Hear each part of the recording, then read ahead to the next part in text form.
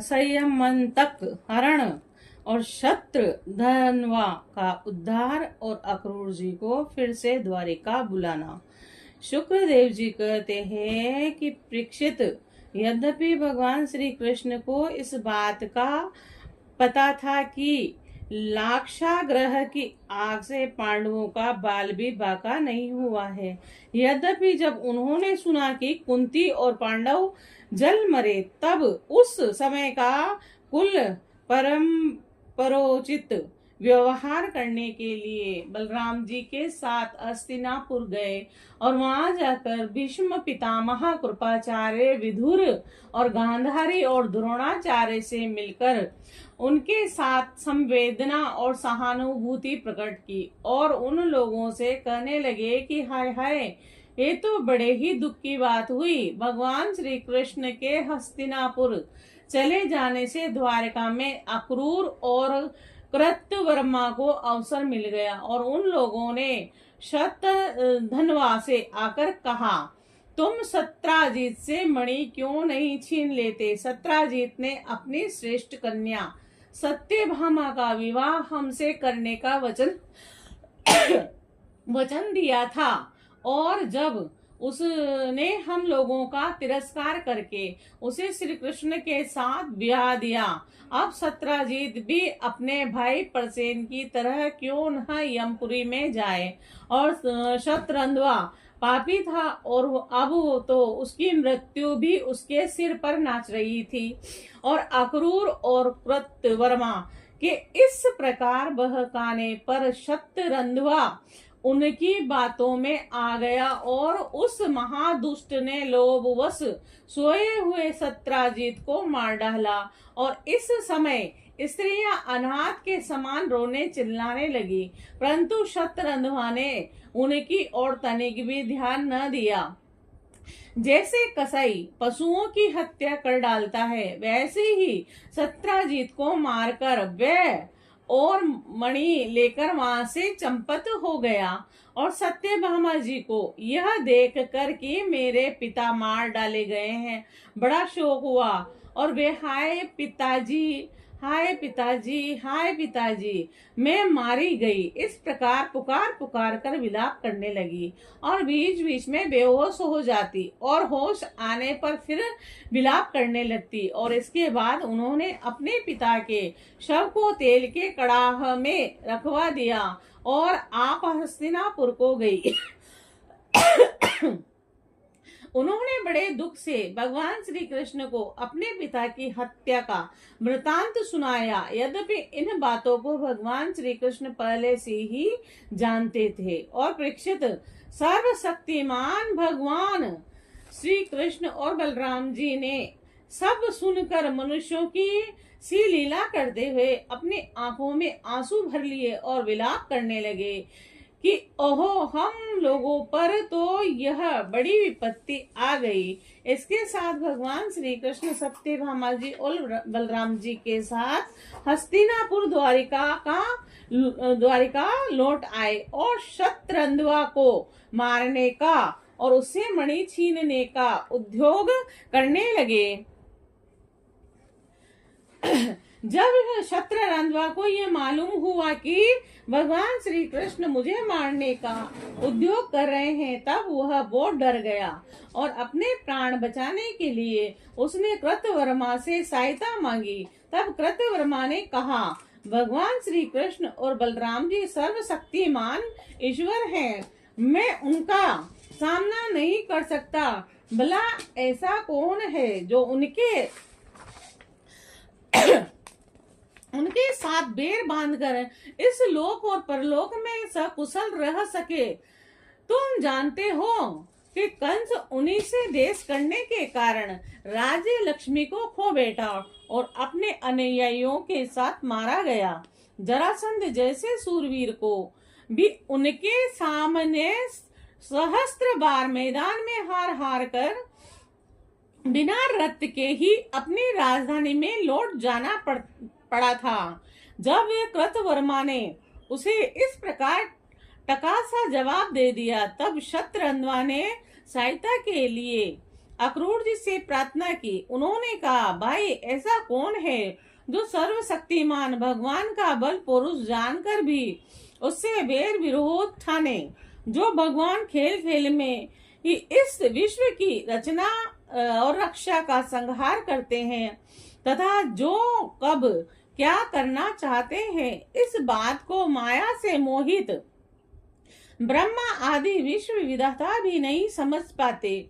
और उन्होंने 7 वर्ष की अवस्था में जब ये निरे बालक थे, एक हाथ से ही गिरिराज गोवर्धन को उखाड़ लिया और जैसे नन्हे नन्हे बच्चे बरसाती छत्ते को उखाड़ कर हाथ में रख लेते हैं, वैसे ही खेल खेल में 7 दिनों तक उसे उठाए रखा। मैं तो उन भगवान श्री कृष्ण को नमस्कार करता हूँ। उनके कर्म अद्भुत है, वे अनंत है, अनादि एक रस और आत्म स्वरूप है। मैं उन्हें नमस्कार करता हूँ। जब इस प्रकार अक्रूर जी भी उसे कोरा जवाब दे दिया, तब सत्यरंध्वा ने संयमंतक मणि उनके ही पास रख दी और आप 400 कोस लगातार चलने वाले घोड़े पर सवार होकर वहां से बड़ी फुर्ती से भागा। परीक्षित भगवान श्री कृष्ण और बलराम दोनों भाई अपने उस रथ पर सवार हुए और जिस पर गरुड़ चिन्ह से चिन्हित ध्वजा फहरा रही थी और बड़े वेग वाले घोड़े जुते हुए थे, अब उन्होंने अपने असुर सत्राजीत को मारने वाले सत्यरंध्वा का पीछा किया और मिथिलापुरी के निकट एक उपवन में सत्यरंध्वा का घोड़ा गिर पड़ा और अब वह उसे छोड़कर पैदल ही भागा।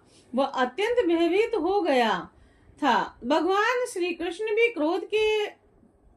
क्रोध करके उसके पीछे दौड़े और सत्यरंध्वा पैदल ही भाग रहा था और इसीलिए भगवान ने भी पैदल ही दौड़कर अपने तीक्ष्ण धार वाले चक्र से उसका सिर उतार लिया और उसके वस्त्रों में संयमंतक मणि को ढूंढा, परंतु जब मणि मिली नहीं तब भगवान कृष्ण ने बड़े भाई बलराम के पास आकर कहा, हमने सत्यरंध्वा को व्यर्थ ही मारा, क्योंकि उसके पास संयमंतक मणि तो है ही नहीं।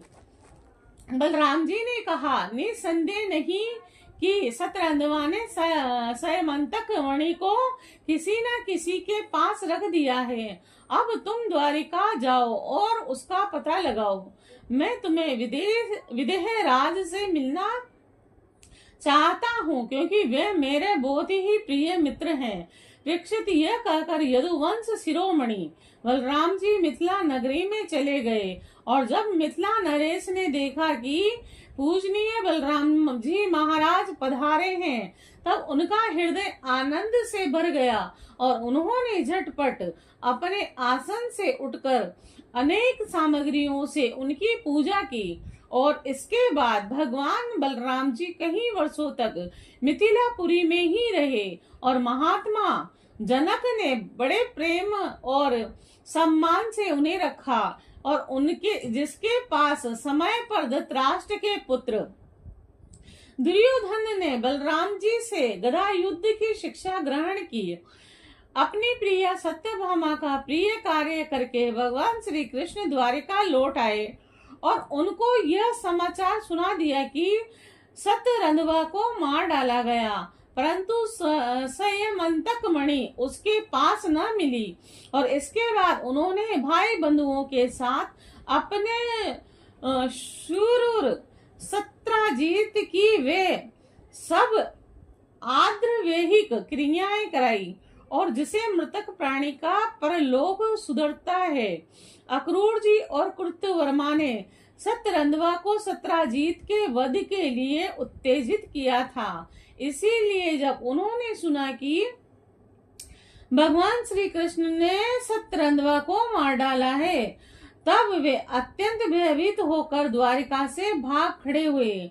और परीक्षित, कुछ लोग ऐसा मानते हैं कि अक्रूर के द्वारिका से चले जाने पर द्वारका वासियों को बहुत प्रकार के अरिष्टों का सामना करना पड़ा। दैविक और भौतिक निर्मितों से बार बार वहां के नागरिकों को शारीरिक और मानसिक कष्ट सहना पड़ा। परंतु जो लोग ऐसा कहते हैं वे पहले कही हुई बातों को भूल जाते हैं। भला यह भी कभी संभव है कि जिन भगवान श्री कृष्ण में समस्त ऋषि मुनि निवास करते हैं, उसके निवास स्थान द्वारिका में उनके रहते कोई उपद्रव खड़ा हो जाए? उस समय नगर के बड़े बुढ़े लोगों ने कहा, एक बार काशी नरेश के राज्य में वर्षा नहीं हो रही थी, सूखा पड़ रहा था। तब उन्होंने अपने राज्य में आए हुए अक्रूर के पिता शर्फल्लक को अपनी पुत्री गांधिनी ब्याह दी और तब उस प्रदेश में वर्षा हुई। अक्रूर भी सफरल्लक के ही पुत्र है और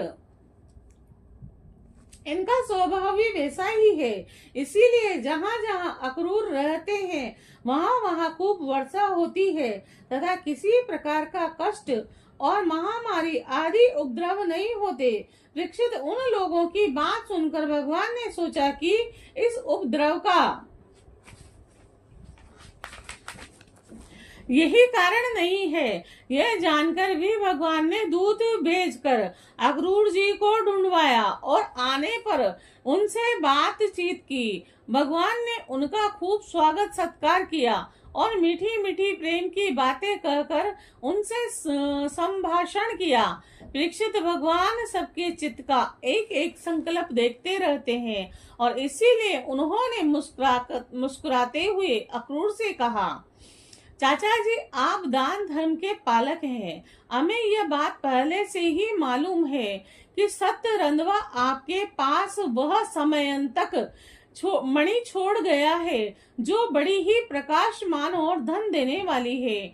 आप जानते ही हैं कि सत्राजीत के कोई पुत्र नहीं है, इसीलिए उनकी लड़की के लड़के उनके नाती उन्हें तिलांजलि और पिंडदान करेंगे और उनका ऋण चुकाएंगे। जो कुछ बचा रहेगा उसके उत्तराधिकारी होंगे।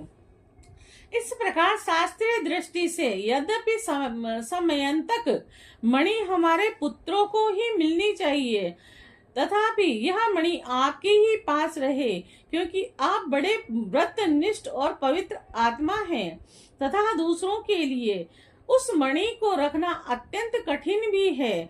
परंतु हमारे सामने एक बहुत बड़ी कठिनाई आ गई है कि हमारे बड़े भाई बलराम जी मणि के संबंध में मेरी बात का पूरा विश्वास नहीं करते। इसीलिए महाभाग्यवान अक्रूर जी, आप वह मणि दिखाकर हमारे इष्ट मित्र बलराम जी और सत्यभामा और जामवंती का संदेह दूर कर दीजिए और उनके हृदय में शांति का संचार कीजिए। हमें पता है कि उसी मणि के प्रताप से आजकल आप लगातार ही ऐसे यश करते रहते हैं जिनमें सोने की वेदियां बनती है। परीक्षित, जब भगवान श्री कृष्ण ने इस प्रकार सत्तावना देकर उन्हें समझाया बुझाया, तब अक्रूर जी ने वस्त्र में लपेटी हुई सूर्य के समान प्रकाशमान वह मणि निकाली और भगवान श्री कृष्ण को दे दी। भगवान श्री कृष्ण ने वह समयंतक मणि अपने जाति भाइयों को दिखाकर और अपना कलंक दूर किया और उसे अपने पास रखने में समर्थ होने पर भी पुनः अक्रूर जी को लौटा दिया। सर्वशक्तिमान सर्वव्यापक भगवान श्री कृष्ण के पराक्रमों से परिपूर्ण ये आख्यान समस्त पापों, अपराधों और कलंकों का मार्जन करने वाला तथा परम मंगलमय है। जो इसे पढ़ता, सुनता और स्मरण करता है वह सब प्रकार की अपकीर्ति और पापों से छूटकर शांति का अनुभव करता है।